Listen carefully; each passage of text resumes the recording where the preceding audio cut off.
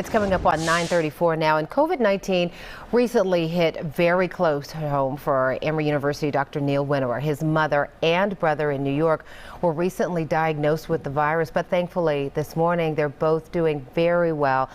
Dr. Winawer joins us now. Doc, thank you so much for sharing this story so candidly. First of all, we're happy to know that your mother and your brother are doing well, but just tell us about what happened and when and the lessons for viewers.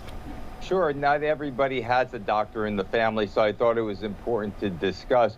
Both were fully vaccinated, had received both doses of Pfizer over 6 months ago, and my brother started having symptoms a week ago from last Thursday, a cough and some chills, and he had a dental abscess. He thought it was that originally.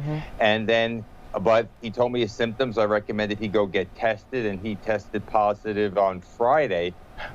Then I directed him to the emergency room of a local university hospital to get Regeneron treatment, which we'll talk about, because he has asthma and he's over 50, so he's high risk. My mom, who's 81, did not have symptoms, and she got a rapid test on Saturday, the following day, which was negative, had mild symptoms, but you wonder whether that's all in your head because she's in the same house with someone who has the infection. And then the next day, however, she started to develop really bad chills, a really bad cough, and there was another rapid test in the house. She tested positive, and once again, being 81 and being high risk, I directed her to the emergency department as well to get a Regeneron treatment, monoclonal antibodies, which we'll discuss.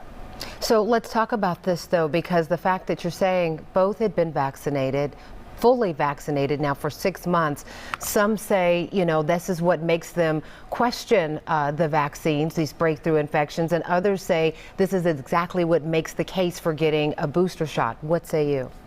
Yeah, I say the latter. You have to understand that your antibodies start to wane after 6 months, and so you're at risk. However, you have to remember also that you have memory cells, and those memory cells will help the body produce antibodies a lot faster than if you never had ever seen the infection before. So for people at high risk, the immunity going down is a big concern, but it makes the case where people who are at high risk, which we'll get into who those people are in a minute or two, those individuals should be the first to get the booster shots, or a 3-part series, which we probably should call it, because this just may be in the future something that we need 3 parts to be immune. Who knows, this may be the last booster we ever get, or we may need it yearly. We'll have to monitor our antibodies and tell. All we know now is after 6 months, your antibody levels drop and breakthrough infections become a real issue, as in case in point of my brother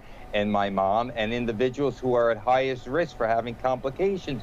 Those are the individuals who should have their antibodies boosted as soon as possible. Well, and let's just talk quickly, though, too, about the importance of getting those in-home rapid tests, or just getting early detection as soon as possible. Yeah, extremely important. This is very important for people to understand that once you develop symptoms, these rapid in-home tests are pretty much as good as the PCR test. The PCR tests are going to take about 1 to 2 days to come back. They're really good if you need a negative test as a requirement for work or for travel when you don't have symptoms, because they're very, very sensitive and will detect minute quantities of the virus.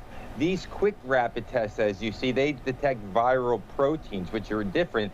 And when you have symptoms, they're really, really good. And you can get the results back in 15 minutes. And then having that information is very important, because if you're high risk and you're positive, then you're a candidate for Regeneron treatment, which has been shown 70% reduction in hospitalization and death. A recent article in the New England Journal came out last week.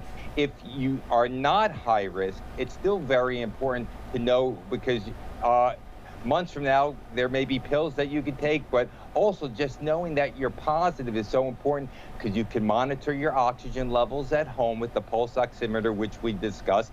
And if you're feeling worse, you can come into the hospital quicker. Studies show that the sooner you come in, the quicker you respond to remdesivir. There was an article last week that showed that. So it's very important to try to nip this in the bud at the viral replication stage. Once you start getting inflammation, into the lungs, it's harder to treat. And Doc, quickly before we run out of time here, Regeneron, your brother received it, your mom received it.